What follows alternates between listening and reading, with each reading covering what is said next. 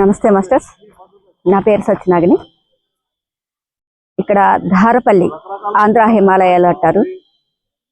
ఈ ప్రాంగణానికి వచ్చాం మాస్టర్స్. ఎంత ఆనందాన్ని ఎక్స్పీరియన్స్ చేస్తున్నామంటే ఇక్కడికి వచ్చిన ప్రతి ఒక్కరూ కూడా హీల్ అవుతున్నాం, మానసికంగా శారీరకంగా.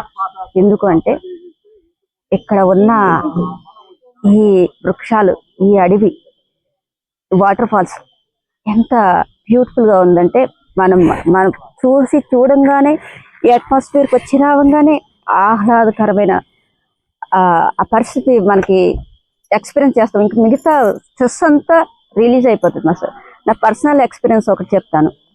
ఒకనొక టైంలో చాలా విపరీతమైన ప్రెషర్ ఉంది, ఒక ఎనర్జీని నేను ఫేస్ చేయవలసి వచ్చింది. అయితే అలాంటప్పుడు నేను ఒక అడవి ప్రాంగణం, వాటర్ ఫాల్స్, ఆ ప్లేస్కి వెళ్ళడం జరిగింది.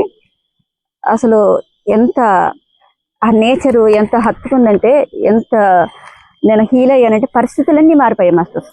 నిజంగా ఒక్క పూట గడిపాం, ఫ్యామిలీ అందరూ కలిపి వెళ్ళాము, ఒక్క పూట గడిపాం. ఆ పరిస్థితులన్నీ చెప్పలేను, కానీ చాలా ఇంత నేచర్లో ఇంత హీలింగ్ పవర్ ఉందా అని చెప్పేసి నాకు అర్థమైంది. ఇంకొక విషయం చెప్తున్నాను మాస్టర్స్, నేచర్ కంటే బాగా హీల్ చేయగలిగింది ప్రపంచంలో ఇంకోటి ఏది లేదు. నిజంగా చెప్తున్నా మాస్టర్, నా ఎక్స్పీరియన్స్. నాకు అన్నీ తెలుసు, పూజలు, ధ్యానము, జ్ఞానం అన్నీ తెలుసు. అయితే మీకు ఎవరికి ఎలాంటి ప్రాబ్లమ్స్ ఉన్నా కూడా, అంటే మానసికంగా బాగా ఒత్తిడి ఉన్న వాళ్ళు పూజ చేసినా, ఒక జపం చేసినా, లేకపోతే ధ్యానం చేసినా కూడా అప్పుడు పనిచేయదు మాస్టర్. అంటే ఆ మానసిక ఒత్తిడి అది రిఫ్లెక్ట్ అయ్యి విపరీతమైన పరిస్థితిగా తయారు చేస్తుంది తప్పితే వాళ్ళకి ఆ శక్తి నెగిటివ్ ఎనర్జీగా తయారవి వాళ్ళ మీద మళ్ళీ రిఫ్లెక్ట్ అవుతుంది. అందుకే ప్రకృతి ప్రదేశంలోకి వచ్చి జస్ట్ అలా గమనించడమే, గమనిస్తూ ఉండండి. ఆ ప్రకృతిగా నేను ఉన్నానన్న భావన చేసి చూడండి, ఎంత అద్భుతంగా ఉంటుందో. మీరు ఏ థాట్ చేయాల్సిన అవసరం లేదు, ఏ జపము చేయవలసిన అవసరం లేదు, ఏం చేయాల్సిన అవసరం లేదు. అలాగా మబ్బు కరిగినట్టుగా మీ మనసులో ఉన్నది, మీ శరీరంలో ఉన్నది, మీ జీవితంలో ఉన్న ప్రాబ్లమ్స్ ఎలా కరిగిపోతాయో చూడండి మాస్టర్స్. దయచేసి ఎక్స్పెక్టేషన్ తోటి ఇదంతా చేయకండి. ప్యూర్గా నేను ప్రకృతితో ఉండాలని చెప్పేసి మీ భౌతిక ప్రకృతిని, అంతర్ ప్రకృతిని మేళవించి చూడండి, ఎంత ఆనందాన్ని ఎక్స్పీరియన్స్ చేస్తారో.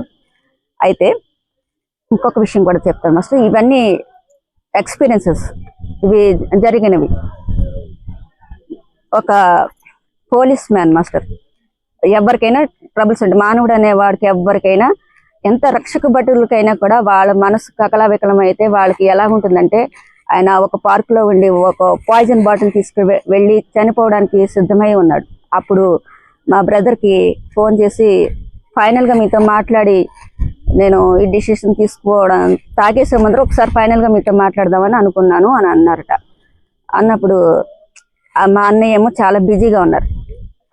ఆయన అక్కడికి వెళ్ళి ఆయనతో మోటివేట్ చేసి మార్చి ఛాన్స్ అక్కడ సమయం లేదు, ఫోన్లో మాట్లాడేంత వీలు కూడా లేదు. అయితే ఆయన ఒకటి చెప్పారు, ఫస్ట్ మీరు చెప్పులు వేసుకుంటే తీసేయండి, అక్కడ నేల మీద నడవండి, తర్వాత చెట్టుని హక్ చేసుకోండి గట్టిగా, మీ బాధ అంతా దాంతో చెప్పండి, మీ బాధ ఇప్పుడు వినే సమయం నాకు లేదన్నారు, మీ బాధ ఎంత చెట్టుకు చెప్పండి అని అన్నారట. ఆయనకి ఏంటి చెట్టుకు చెప్పమంటున్నాడు, చనిపోయే పొజిషన్లో ఉండే ఆయన కాబట్టి, మామూలుగా అయితే వినరేమో, చనిపోయే పొజిషన్లో ఉండే ఆయన కాబట్టి ఆయన సరే ట్రై చేస్తానని చెప్పేసి అలాగా ఆ చెట్టుని హక్ చేసుకుని తన బాధ అంతా చెప్తుంటే అక్కడి నుంచి మెసేజ్ వచ్చిందట, నువ్వెందుకు ఎవరు లేదని బాధపడుతున్నావు, నేను ఉన్నాను కదా అని చెప్పేసరికి ఈయనకి ఎంత ఆత్మసంతృప్తి కలిగిందంటే, ఎంత ఆనందం కలిగిందంటే తను విరమించుకున్నాడు అనమాట. ఎందుకు నేను ఇలాంటి యాక్షన్ తీసుకోవాల్సిన అవసరం లేదు, ఇంత ప్రకృతి నాకు సపోర్ట్గా ఉంది, నేను ప్రకృతిని ఎందుకు మిస్ అవ్వాలని చెప్పేసి ఆయన రియలైజ్ అయ్యి తను ధైర్యంగా మళ్ళీ ఇంటికి వెళ్ళడం జరిగింది. వాళ్ళ అమ్మగారు మా అన్నయ్యకి ఫోన్ చేసి ఆవిడ ఇంకా ఎంత ఏడ్చేశారో అట. నిజంగా మా అబ్బాయి ఇంటికి తిరిగి వచ్చాడంటే, ప్రాణాలతో తిరిగి వచ్చాడంటే మీరు కాపాడారు అంటే, నేను కాదు కాపాడింది, ఆ ప్రకృతి అంత విలువైంది. ఆ విలువను తెలుసుకుని మనం మసులుకుంటే అన్ని సందర్భాలను మనల్ని రక్షిస్తుందని అన్నయ్య చెప్పారనమాట. ఇలా మనకి ప్రకృతి గురించి మనం ఎక్కడికెక్కడికో అడవుల్లోకి వెళ్ళాల్సి వస్తుంది, పార్కుల్లోకి వెళ్ళాల్సి వస్తుంది. అది మన ఇంటి ప్రాంగణంలో ఆక్సిజన్ తీసుకోవడానికి కష్టమైపోతుంది. తర్వాత ఏసీలోను మనం ఫ్యాన్ కింద ఉండిపోవడం జరుగుతుంది.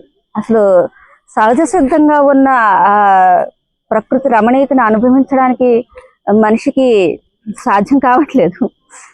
మన సూర్యోదయం సూర్యాస్తమయం చూడడానికి కూడా మనకు టైం ఉండదు. మన ఇంటి దగ్గర ఒక చెట్టును పెంచే సమయం ఉండదు. హిమాలయాలకు వెళ్ళి ఏం ఉద్ధరిస్తాం మాస్టర్? అక్కడికి వెళ్ళి ఏం చూడగలుగుతాం? మీకు అంత మంచి హృదయం ఉంటే, అంత ఆ అందాన్ని ఆనందాన్ని స్వీకరించే హృదయం ఉంటే, మీ ఇంటిని అంత ఆనందంగా తీర్చిదిద్దుకోవడానికి చెట్లను పెంచుకోవాలి. ప్రకృతితో కాసేపన్నా గడపాలి. కాసేపు గదిలో బందీ అయిపోకుండా మనం బయటకు వచ్చి కాస్త రిలాక్స్గా మనతో మనం ఉండాలి, ప్రకృతితో మనం ఉండాలి. ప్రకృతి నుంచి ఎంత అద్భుతమైన మెసేజెస్ వస్తాయో మాస్టర్స్, ఎంత వండర్ఫుల్ మెసేజెస్ వస్తాయో. తర్వాత మీరు నేల మీద కానీ గడ్డి మీద కానీ నార్మల్గా నడుస్తున్నప్పుడు చెప్పులు అనేదే పెద్ద అడ్డం మాస్టర్. మన ఆరోగ్యాన్ని హీల్ చేసే పవర్ ఏమో దీనికి మట్టికి ఉంది, ఆ గడ్డికి ఉంది. మనమేమో చెప్పులు అడ్డం పెడుతున్నాం. అది హీల్ చేస్తానన్నా కూడా మనమే చేయించుకోకుండా మనం అడ్డం పెట్టుకుంటున్నాం. ఎప్పుడైతే మనం ఆ చెప్పులు తీసేసి కాస్త నడిచి చూసామో ఆ మట్టి మీద కానీ గడ్డి మీద కానీ మూలాధారం యాక్టివేట్ అవుతుంది మాస్టర్. మూలాధారం ఇన్బ్యాలెన్స్ స్టేజెస్ అన్ని కూడా క్లియర్ అవుతాయి. అంటే శారీరకంగాను, మానసికంగాను, ఫైనాన్షియల్ గా కూడా ఇన్ని ప్రాబ్లమ్స్ క్లియర్ అవుతాయి అనమాట. మూలాధారం బ్లాక్ ఉండడం వల్ల ఇన్ని రకాల ప్రాబ్లమ్స్ ఉన్నాయి. అంటే మనుగడ, సర్వైవల్ అనేది బ్లాక్ అయిపోతుంది. దానికి బెస్ట్ రెమెడీ ఏంటంటే మట్టి మీద నడవడం, గడ్డి మీద నడవడం, చెట్టుని హగ్ చేసుకోవడం, ప్రకృతితోటి ఉండడం. ఇవి చేయాలి మాస్టర్. ఇంకొకటి, మనము ఇప్పుడు ఎవరికైనా కానీ గిఫ్ట్లు ఇస్తున్నాము, ఏ ఫంక్షన్స్ అయినా గిఫ్ట్లు ఇస్తున్నాము. ఆ ప్లాస్టిక్ బాక్సులు, స్టీల్ గిన్నెలు, సంథింగ్ ఎంత లగ్జరీగా ఫంక్షన్ చేసేస్తున్నామంటే, ఎంత బ్రహ్మాండంగా అది చూపించాలని అనుకుంటున్నామంటే, ఎంత గొప్పగా వైభవంగా చూపించాలనుకుంటున్నాము. కానీ ఎంత విలువైన గిఫ్ట్లు ఇచ్చినా అందరూ అలాగే చేస్తున్నారు మాస్టర్. ఒక్కరు కాదు, ఇద్దరు కాదు, అందరూ అలాగే చేస్తున్నారు. అవన్నీ అందరి ఇళ్లలోనూ వేస్ట్ గానే పడి ఉంటున్నాయి. ఎవ్వరికి నచ్చట్లేదు అవన్నీ. ఎందుకు ఈ వేస్ట్ సామాగ్రి అంతా మనం ఇలా చేస్తున్నాము? దాని బదులు మొక్కలే ఇచ్చుకోవచ్చు కదా అందరికి గిఫ్ట్ గా. కనీసం ఒక పూల మొక్క, పెద్ద వృక్షాన్ని పెంచే అవకాశం మన ఇంటి ప్రాంగణంలో లేకపోతే పూల మొక్కనన్నా పెంచుకోవచ్చు. పెద్ద వృక్షాలు రోడ్ల వారా వేద్దాము. విత్తనాలు తీసుకుని ఎక్కడైతే ఖాళీ ప్రదేశాలు ఉన్నాయో అక్కడ జల్లుదాం వర్షాకాలంలో. ఇలా మనంతట మన కోసం మనం చేసుకుంటే ఎంత అద్భుతంగా ఉంటుంది. ఎవరికైనా పిల్లలు బర్త్డే అయినప్పుడు మనం చేయవలసింది ఏంటంటే మాస్టర్, వాడికి ఒక మొక్కనిచ్చి ఇది నాటు, దీని సంరక్షణ నువ్వు తీసుకో.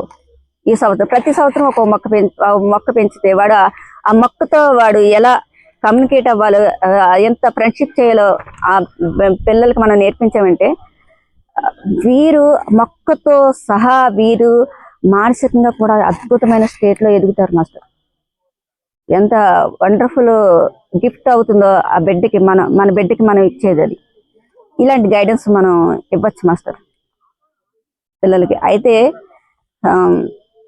ఇదంతా మనం అనుకుంటున్నాం చేద్దాం, కానీ ఆల్రెడీ నవీన్ గారు స్టార్ట్ చేశారు. ఆయన రియలైజ్ అయ్యారు ప్రకృతి ఎందుకు ఇలా ఇంత ఎండలు కాసేస్తున్నాయి, ప్రకృతి అందం ఎందుకు మిస్ అవుతుంది అని ఒక రియలైజ్ అయ్యి ఒక ఆలోచన చేశారన్నమాట. సాధారణంగా ఎవరైనా అవతల వాళ్ళు ఎప్పుడైనా చేస్తారు, గవర్నమెంట్ చేయలేదనో లేకపోతే వాళ్ళు చేయలేదనో ఏం చేయలేదు, నా దగ్గర ఏమీ లేదు కదా, నేనేం చేయగలను, నా దగ్గర అభ్యుదయ భావాలు ఉన్నాయి అని మాట్లాడడమే జరుగుతుంది. కానీ ఆయన ఎవరితోటి ఏం మాట్లాడాల, ఎవరిని ఏమి అర్థించాల. ఆయన నిర్ణయించుకున్నారు నేను చేస్తాను, నాకు తోచింది నేను చేస్తానని చెప్పేసి ఆయన నిర్ణయించుకున్నారు. ఆయనకి ఎవరు సపోర్ట్ ఇచ్చినా రాకపోయినా ఆయన మొక్కలు నాటడం అనేది స్టార్ట్ చేశారు. ఎన్ని మొక్కలు కొనగలిగితే అన్ని మొక్కలు తీసుకుని ఆ స్కూల్స్ లో పిల్లలకి అందరికీ ఇచ్చి వాళ్ళ చేత నాటించడం, ఇదంతా చేశారు. అయితే ఆయనకి మళ్ళీ పిరమిడ్ సొసైటీ అంతా కూడా సపోర్ట్ ఇవ్వడం నిజంగా చాలా గ్రేట్. అయితే ఇలా ఒక బృందావన హెల్పింగ్ హ్యాండ్స్ గా ఒక సంస్థగా ఎన్నో అద్భుతమైన కార్యక్రమాలు చేశారు. మొక్కలు నాటడమే కాదు, మొక్కల గురించి అవగాహన కలిగించే ర్యాలీస్ చేశారు. ఇగో ఈ పాంప్లెట్స్ కూడా ప్రింట్ చేయించారు మాస్టర్స్. చూడండి, ఈ పాంప్లెట్స్ మీ చేతికి వచ్చినప్పుడు వీటిని విలువగా వీటిలో ఉన్న ఇన్ఫర్మేషన్ మీరు విలువగా తీసుకుని మళ్ళీ ఇది ఎక్కడ పాడేయద్దు, ఇంకొకరికి అందించండి. దీంట్లో ఉన్న ఇన్ఫర్మేషన్ మన కోసం మాస్టర్. ఇది ఎవరినో ఎలివేట్ చేసుకోవడానికి కాదు, ఇది మన కోసం మనకి తెలియాల్సిన విషయాలు ఇందులో ఉన్నాయి. ఇది అర్థం చేసుకుని అందరికీ మనం చేద్దాం, మనకు చేతనైన చేద్దాం. మనం ఆయనకి లాగా నవీన్ గారి లాగా అంత కథం కట్టి మనం చేయలేకపోవచ్చు, కానీ చిన్న హ్యాండ్ చేయగలుగుతాం, చిన్న హ్యాండ్ కనెక్టింగ్ అనేది చేయగలుగుతాం కదా, చిన్నగా మనకు చేతనైనట్టుగా మనం చేయగలుగుతాం కదా. ఇది నా ఉద్దేశం my dear masters. Thank you so much.